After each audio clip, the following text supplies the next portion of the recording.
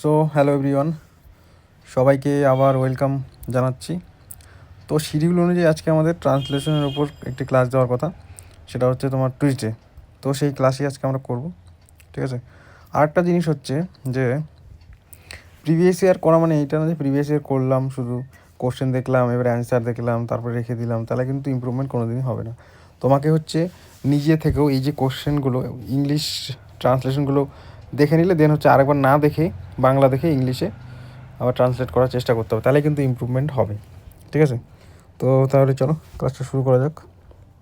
তো আজকে যে আমরা করবো ক্লার্কশিপ মেইনসের হচ্ছে 2022 সালে যে এসেছিলো, এটা আমরা আজকে করবো ট্রান্সলেশনটি। তো এটা একটু ইজিয়ার টাইপের, এর আগে মিসেলেনিয়াসের আমরা হার্ডের একটা করেছিলাম। তো এইখানে প্রথমে কি বলেছে, প্রথমে লাইনটাতে চিত্তরঞ্জনের পিতা অনেক ঋণ করিয়া দেউলিয়া হইয়াছিল। তো এইটাকে আমরা কীভাবে লিখতে পারি? Chittaranjan's father was pulled into bankruptcy. এবার এই যে ব্যাঙ্করাপসি এই যে ওয়ার্ডটা আছে, এটা হচ্ছে নাউন হিসাবে ইউজ হচ্ছে, ঠিক আছে, অ্যাজ এ নাউন। তো যখন নাউন হিসাবে ইউজ করব তখন কিন্তু আমরা এখানে ব্যাঙ্করাপসি তখন কিন্তু এইরকমভাবে লিখতে পারি, ঠিক আছে।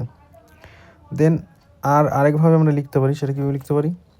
চিত্তরঞ্জনস father came into the state of bankruptcy by taking many loans. তো এই যে এখানে ব্যাঙ্করাপসি এখানেও ইউজ হয়েছে, এখানেও অ্যাজ এ নাউন হিসেবে ইউজ হয়েছে। তো কেম ইনটু দিয়ে আমরা লিখতে পারি যে স্টেটটা কোন স্টেটে দেউলিয়ার একটা অবস্থায় তিনি চলে গেছিলেন, সেটা হচ্ছে কী করে, অনেক টাকা লোন নিয়ে। তো এইভাবে লিখতে পারি, ঠিক আছে। এইবার কি আরেকটাভাবে লিখতে পারি আমরা, এই যে ব্যাঙ্করাপ্ট এটাকে আমরা অ্যাজ এ অ্যাডজেক্টিভ হিসেবে লিখতে পারি। এটা কীভাবে লিখতে পারি? Chittaranjan's father became a bankrupt by taking vast loan, ঠিক আছে। এইভাবে আমরা জিনিসটাকে লিখতে পারি। তো দেখো এইখানে দুটো আমরা কি অ্যাজ এ নাউন হিসেবে ইউজ করেছি, ঠিক আছে, আর নিচেরটা অ্যাজ এ অ্যাডজেক্টিভ হিসেবে ইউজ করেছি। তো এইটা একটু মানে আমরা চেঞ্জেস করে লিখতে পারি, ঠিক আছে। আরও কিছু কি এখানে আরেকটা জিনিস দেখো, তো এই দেখো এখানে আমি স্ল্যাশ দিয়ে দিয়েছি, হিউজ ওয়ার্ডটা ইউজ করা যায়, ভাস্ট ইউজ করা যায়, ঠিক আছে। কেম ইনটুটা দিয়েছি এখানে, পুলড ইনটু এভাবে দেওয়া যায়, ঠিক আছে। বাই টেকিং মেনি লোনস দেওয়া যায়, ঠিক আছে। তো এই ছোটো ছোটো চেঞ্জেসগুলো যদি করো তোমার লেখা ডেফিনেটলি বেটার হবে। তো এখানে তিনভাবে আমি এখানে অ্যাপ্রোচ বললাম যে তিনভাবে তুমি এটাকে করতে পারো, ঠিক আছে। এছাড়াও হয়তো আরও অন্য ওয়ে আছে, যেটা হয়তো তোমরা বেশি প্র্যাকটিস করলে আরও খুঁজে পাবে। দেন কি পরেরটাতে চলে আসি। পরেরটা কী বলেছে? চিত্তরঞ্জন তাহার উপার্জিত অর্থে সেই সকল ঋণ পরিশোধ করেন। তাহলে দেখো এখানে চিত্তরঞ্জন তো দেওয়াই আছে, কিন্তু আমরা যদি ফ্রিডম নিতে চাই লেখার ক্ষেত্রে, তাহলে চিত্তরঞ্জনের সম্বন্ধে বারবার চিত্তরঞ্জন ওয়ার্ডটা ইউজ না করে, চিত্তরঞ্জন যেহেতু নাউনের পরিবর্তে আমরা হি ইউজ করতে পারি। তো কি এখানে হিটা কি প্রোনাউন হিসাবে যদি আমরা ইউজ করি, তাহলে হিটাও আমরা এখানে দিতে পারি, ঠিক আছে। তাহলে হি রিইম্বার্সড বা repaid the loan with his earn money. Reimburse মানে যা, আর রিপেইড মানেও তা। তো স্ল্যাশ দিয়ে দিয়েছি কেন? দুটোর মানে এক, মানে ঋণ পরিশোধ করে দেওয়া। তাহলে সে যে ঋণটা শোধ করেছিল কি দিয়ে? তার উপার্জিত অর্থ দিয়ে। তো উইথ হিজ আর্নড মানি, এটা হচ্ছে পারফেক্ট এটার জন্য, ঠিক আছে। তো এটা বুঝতে পারলে, তাহলে রিইম্বার্সড আর হচ্ছে রিপেইডটা ইউজ করতে পারো, আর এখানে হিও দিতে পারো, সেটাও বললাম, ঠিক আছে। তো এই জন্য আমি করি কি, ট্রান্সলেশন ক্ষেত্রে দুটো অ্যাপ্রোচ দিই, কারণ হচ্ছে তাহলে কি তোমরা এক্সাম হলে হচ্ছে যেন মানে অনেকভাবে চিন্তা করতে পারো, মানে ফট করে যেন মাথায় চলে আসে, এর জন্য, ঠিক আছে। দেন হচ্ছে পরেরটা চলে আসে, এখানে কি বলেছে যে তাহার এই কার্যের জন্য বিচারপতি ফ্লেচার খুব প্রশংসা করিয়াছিলেন। তাহলে কি হি ওয়াজ অ্যাপ্রিসিয়েটেড ভেরি মাচ। এবার সেই তো প্রশংসিত হয়েছিল, এটাকে আমরা কিন্তু প্যাসিভেও লিখতে পারি।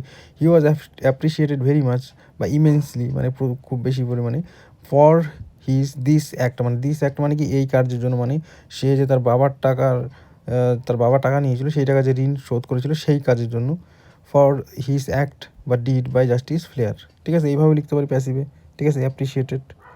দেন আরেকভাবে কীভাবে লিখে যায়, মানে অ্যাজ ইট ইজ যদি থাকে, এই লাইনটাকে যদি আমরা এইভাবে অ্যাজ ইট ইজ লিখতে যাই, তাহলে কি জাস্টিস ফ্লেচার প্রেইজড মানে প্রশংসা করেছিল বা applauded him very much for this deed or act. তো এইভাবে লেখা যায় অ্যাজ ইট ইজ যদি আমরা লিখতে চাই, ঠিক আছে, বুঝতে পারলে। তাহলে দেখো এখানে আমরা কী কী দিতে পারি, অ্যাপ্রিসিয়েটেড দিতে পারি, ঠিক আছে।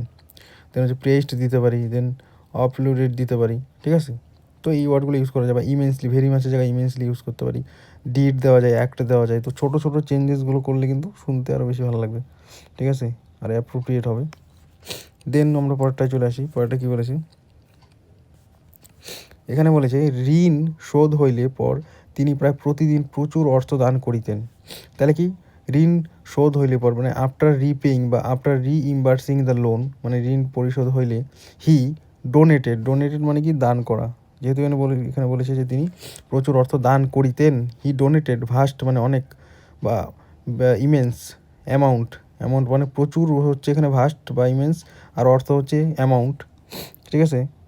ইন এভরিডে যেহেতু বলেছে এখানে কি প্রতিদিন, প্রায় প্রতিদিন, ইন অলমোস্ট, এখানে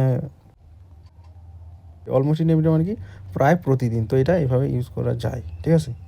তো এখানে দেখো যে ভাস্ট ইমেজ দেওয়া যায়, রিপেইং দেওয়া যায়, রিইম্বার্সিং দেওয়া যায়। তো এই ছোটো ছোটো আমি যেন স্ল্যাশ দিয়ে দিয়েছি, তোমরা যখন নিজের থেকে লিখবে যে কোনো একটা ওয়ার্ড নিয়েও লিখতে পারবে, ঠিক আছে। দেন পরেরটায় চলে আসি। এখানে পরেরটা কী বলেছে যে এমন উদার দানের তুলনা পাওয়া যায় না।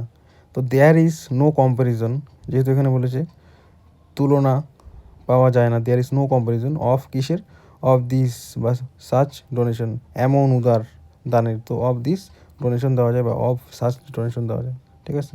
তো এটা সোজাই ছিল। দেন হচ্ছে লাস্টের যে আমাদের এই প্যারাগ্রাফের যে লাস্টের লাইনটা, সেটা কি বলেছে যে 1920 সালে মহাত্মা গান্ধীর আহ্বানে আপন ভোগ সম্পদ ত্যাগ করিয়া যখন চিত্তরঞ্জন দেশ সেবায় নিজেকে নিয়োজিত করিলেন, তখন দেশবাসী তাহাকে দেশবন্ধু আখ্যায় সম্মানিত করিল। তাহলে in 1920 when Chittaranjan lived all his belongings মানে আপন ভোগ, তারপরে বলছে সম্পদ, ওয়েলথ, কি কেন করেছিলেন, two respond the call of Mahatma Gandhi, Mahatma গান্ধীর আহ্বানে যেহেতু বলেছে এই জন্য two respond the call of Mahatma Gandhi এখানে দিয়েছে, ঠিক আছে। আর কী করেছে, আহ্বানে সে সাড়া দিয়েছে এবং কী করেছে, to respond the call of Mahatma Gandhi and engaged or assigned or submerged himself, এবং নিজেকে কী করেছে দেশ সেবায়, engaged himself in the service of the country, মানে হচ্ছে দেশ সেবায় নিজেকে নিয়োজিত করেছে, ঠিক আছে। তারপরে কি তখন, এই যে তখন, then people of the country মানে তখন হচ্ছে দেশবাসী কী করেছে, দেশবাসী তখন তাহাকে দেশবন্ধু আখ্যায় সম্মানিত করেছে। Then people of the country titled or honoured him with Deshbandhu, ঠিক আছে। তখন দেশবাসী তাকে দেশবন্ধু আখ্যায় সম্মানিত করেছে, ঠিক আছে। তো থ্যাংক ইউ সবাইকে ক্লাসটা শেষ পর্যন্ত দেখার জন্য। আর হচ্ছে যে তোমরা নিজেরাও একবার থেকে ট্রাই করবে। তো এটা একটু ইজিয়ার সাইডে ছিল, ঠিক আছে। তো আমরা ইজি, মডারেট, হাই তো সব লেভেলই করবো, এটাকে মিসেলেনিয়াস করে দেওয়ানো হয়েছে।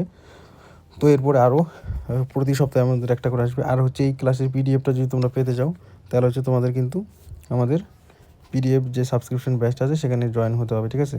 তো টেলিগ্রামে মেসেজ করলেই হয়ে যাবে। থ্যাংক ইউ সবাইকে ক্লাসটি শেষ পর্যন্ত দেখার জন্য।